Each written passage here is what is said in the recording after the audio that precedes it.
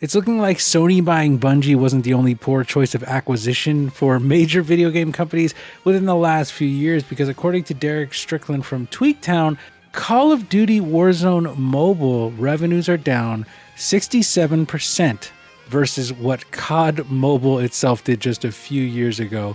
We're going to talk about what this means for Microsoft and Xbox, and whether this might put something of a damper on Microsoft's bigger mobile game ambitions. Hey everybody, it's Bobby here from Direct Gaming, and today we're going to be talking about this Call of Duty Warzone Mobile revenue situation. But before we get started, if you enjoyed this video, make sure you subscribe to the channel and hit that like button. It really does help support us, and we are trying to hit 5,000 subscribers by the end of the year. If you don't like this video, hit that dislike button and let us know in the comments what we can do better for next time. So, getting into this whole story, Microsoft bought Activision-Blizzard, right? They said primarily for mobile, which makes a lot of sense. King makes a ton of money, If you didn't know this, King, I believe, brings in a few $1 billion a year, which is a great way for Microsoft to make up on that $70 billion investment, right? Another big thing they likely bought it for was the control of the Call of Duty franchise. Now, you think mobile with King and Call of Duty, the biggest video game franchise probably on the planet right now, at least in the spectrum of fully paid traditional games. That combination would be something to just rake in money. And we know that a few years ago, Call of Duty Mobile was making a ton of money. I mean, it was just broadcast everywhere that was making a sizable chunk of Activision-Blizzard's mobile income. Obviously not on the scale of something like Candy Crush, because casual games like that are always going to attract a much wider audience. But Call of Duty Mobile was still doing really, really great a few years ago. And so now they decided to launch Call of Duty Warzone Mobile. And Warzone, right, if you didn't know, is the Battle Royale. I believe the Call of Duty Mobile was a Battle Royale as well, but it was kind of like the Blackout theme. You can correct me in the comments if I'm wrong about that. Maybe it was the Arena. But with the Call of Duty Warzone Mobile, it's looking like it earned 67% less than CoD Mobile in the same initial launch period, which I believe was about 4 or 5 days at the writing of this article. Now, this article was dated March 31st, 2024. It says Warzone Mobile's debut revenues are reportedly down by some 67% from Call of Duty Mobile, and it may present an issue for Xbox's grand expansion efforts. Warzone Mobile has been on the market for over a week now, but the mobile battle royale hints that Call of Duty may have hit a wall when it comes to on-the-go gaming. Warzone Mobile launched on March 21st, and it's generated around $1.4 million in its first 4 days on the market, new data from Pocket Gamer indicates. That is a significant 67% reduction from its predecessor. Call of Duty Mobile, which released to a very different pre-COVID-19 market in October 2019, made $4.2 million in its first 4 days. Warzone Mobile made $2.8 million less than CoD Mobile did in the same comparative period. One important distinction to note is that Tencent's monetization powerhouse TIMI helped make CoD Mobile, whereas Warzone Mobile was primarily in-house with the help of other contractor teams, and we're going to talk about that in a little bit. Back in 2020, I said that Warzone was the most important thing that Activision has ever done. I stand by that claim by virtue of the mode's interconnectability with platforms and various Call of Duty games, but the emphasis on mobile may slow down if the revenues can't keep pace. And he's right about that. Warzone is hugely important to the Call of Duty franchise right now. Back to the article. So what does this tell us exactly? Warzone Mobile's softness at launch reflects the wider mobile games market, which shrank by nearly $2 billion throughout 2023 and is expected to rebound somewhat in 2024. The news may not be welcome updates from Microsoft, who recently purchased Activision-Blizzard King for $70 billion. Mobile gaming was cited as the biggest reason that Microsoft chose to buy Activision at the time. Mobile represented the largest earning platform for ABK. That may no longer be the case, but neither consumers nor investors will know for sure, as Microsoft does not reveal per-segment earnings data for its game division. Activision's data shows a clear trend skewing towards mobile growth. The company made $3.5 billion from mobile in 2022, more than what Activision made on both PC and console combined. Unfortunately, no one will ever know again just how much money ABK makes unless Microsoft chooses to adjust the reporting structure of Xbox, which is actually part of Microsoft's more personal computing segment. For reference, Microsoft only reveals revenue and profit data on a segment level, and since more personal computing blends both Xbox and Windows earnings and operating margins together, it's almost impossible to determine the profitability of Xbox. All right, so what does this article mean? Well, it's telling us that aside from Call of Duty Warzone Mobile having its 67% revenue reduction compared to its predecessor, we've seen a nearly $2 billion shrink rate in revenue for mobile as a whole. Mobile gaming has cooled off, and it doesn't surprise me. Like, a lot of gamers, as they grow older or they get more invested in gaming, they want to move from like playing just a simple game on their phone to playing an Xbox Series S, a Switch, a PS5, an Xbox Series X, or getting a PC. These things all happen, and I know tons of kids who grew up playing on mobile, being someone who works with kids, that end up telling me, hey, oh yeah, I got a gaming PC, or oh, I got a new Xbox, or oh, I got a new PlayStation. And I'm like, cool, that's awesome, right? But remember that those markets are cooling off as well. I mean, we had a really, really high point in 2020 to 2022 when people had all the extra money coming in and you couldn't really go out and do as much. So, especially in 2020, we saw huge gains in revenue for almost every gaming company in the industry because people were just trying to buy games to fill their time. But that doesn't mean that this isn't a specific problem that Microsoft is going to have to deal with, because Microsoft needs to make sure that this $70 billion investment is one that is going to be good for the long haul. And with this investment and spending so much, one has to wonder what they might try and do to increase those revenues as we move forward. One thing we've already seen is that Microsoft has taken now to putting games on other platforms, right? They've released Pentiment and I believe Hi-Fi Rush on other platforms. Hi-Fi Rush, I think, is on PS5, and then Pentiment is on PS5 and Switch. And then we're going to see the release of Sea of Thieves and Grounded. And we also know that those games have not done super well, aside from Sea of Thieves is looking like it's trending well on PS5. But Hi-Fi Rush, I don't believe, hit the top 100, and neither did Pentiment. And Pentiment might not have hit the top 200.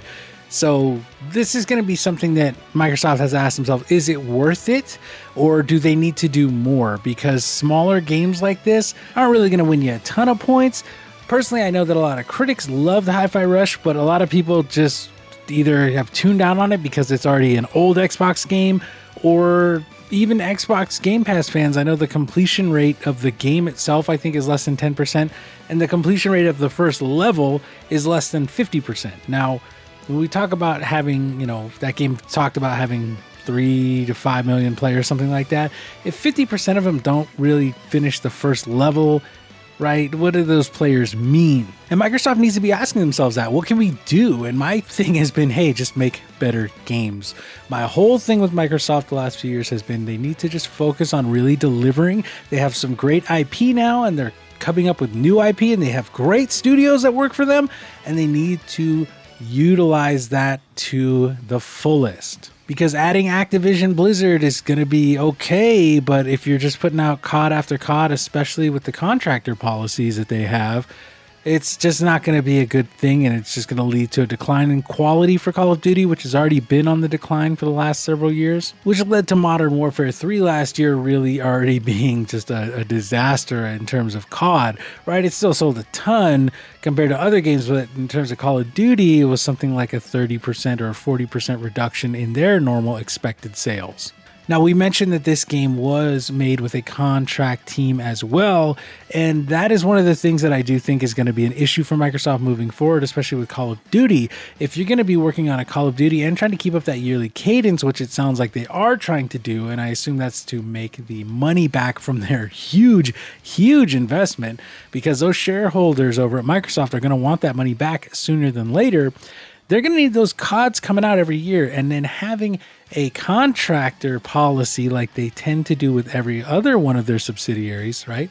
We heard about that with Arcane and Bethesda and how that kind of made for a lot of people being unhappy and losing bonuses and leaving positions that they have been in for many years and taking all that valuable knowledge with them. We have to ask ourselves if Microsoft is going to be able to do something to make sure that Call of Duty does not have the same fate. And realistically, the thing they need to do is to get rid of that contractor policy, or at least let Activision-Blizzard stand on its own in terms of their hiring and their employment policies. Now, one other question we have to ask is that Call of Duty coming to Game Pass, while that may be really, really great for people who have Game Pass, I don't feel like I know enough people who are that invested in Call of Duty that they will buy an Xbox in order to get Game Pass to play Call of Duty, because at that point you're looking at minimum $300 investment for a Series S plus the monthly cost of Game Pass, which yes does include the online, but that's only if you get the Ultimate, I believe, which is up there near a $20 investment every month. I believe it's $18. And if you're someone who's a Call of Duty fan, you know it's going to be on PlayStation, so why wouldn't you just stay on your PlayStation? Or if you're on PC, you don't have to worry about anything. You don't have to pay for the online. You can pay for PC Game Pass and get access to that. And while Microsoft may now get the revenue from those PlayStation 5 players and from those PC players, if the PC players choose to buy Call of Duty, any PC player that decides, hey, I don't want to pay for Call of Duty, I want to go and get Game Pass and make sure I'm paying $10 a month for it because I only play it for like 2 to 3 months. So I'm going to spend $30, and that's going to go for Game Pass instead of going to Call of Duty itself. And then you're talking about huge hits to the revenue for losing all those sales that are on Xbox, because believe it or not, one of the things that does sell really well on Xbox is Call of Duty every year. So all of those Call of Duty players that are on Xbox, they're likely going to miss out on a good majority of those, because I don't know many players on Xbox personally who buy all of their games anymore. They might buy 1 or 2 that are not on Game Pass, but if something they want to play is on Game Pass, or they think it may go to Game Pass, they are just going to play it on Game Pass. It is not worth it to them to spend $60 or $70 on a game when they know they can get it on Game Pass. But if you're like Elden Ring, or if you're like GTA 6 or something that you know it's not coming to Game Pass, I might as well buy it, you'll do that. But Call of Duty was not on that list before, and now it is on that Game Pass list, which means that all that revenue they get every year is going to be kind of out the window. And we have to ask, are they going to brace for that, and are they ready to lose that revenue? And we're going to have to wonder whether or not they're going to make changes to Game Pass down the line. If they're going to go, hey, you know what? We have Game Pass Ultimate, but for like Activision-Blizzard, we're going to have to introduce Game Pass Ultimate Plus because those properties are so valuable.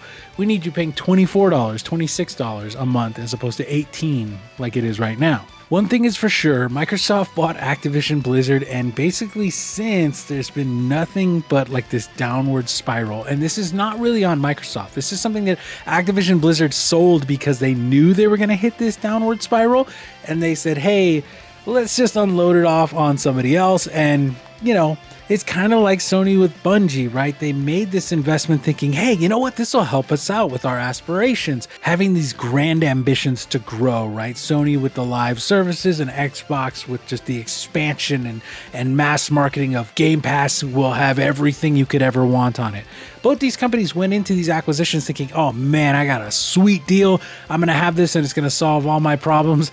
And now we're hearing both of them are just struggling. Bungie, especially with Sony, that probably the worst acquisition out of all of them recently. But this one right now could potentially be much worse if Microsoft and Xbox don't figure out a way to make this work and make the quality of the games come up, because Blizzard and Activision game quality has been sliding for several years, and we would love to see them turn it around. But starting with 67% in losses of comparative revenue over the same period of time from just a few years ago is really not the way. And I'm hoping that Xbox and Microsoft can really right this ship, because Call of Duty is a property that if that goes down, it's not going to be pretty, because that's a big moneymaker for everybody. For Sony, for Xbox, for Steam, like all of those are going to lose money. And it's not going to be a good situation because they will really quickly shutter studios and things like that because they're going to have to cut that overhead. We already saw they cut almost 2,000 jobs just a few months ago.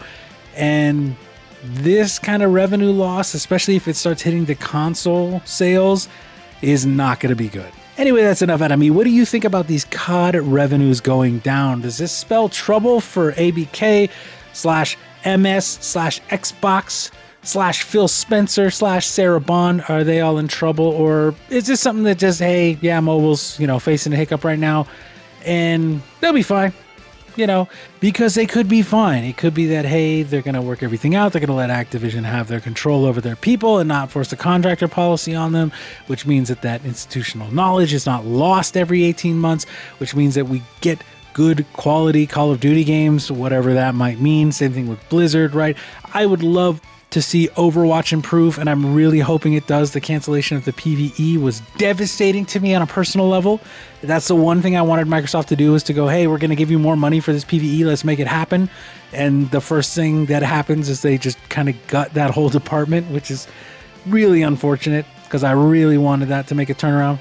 But let us know what you think in the comments, because I really think this could be very bad. But there's a way for Microsoft to pull out of this one, and knock on wood that they do that. But let us know down in the comments what you think. Again, if you made it this far, subscribe, hit that like button. We appreciate you here. I'm Bobby with Direct Gaming, and we hope to see you soon.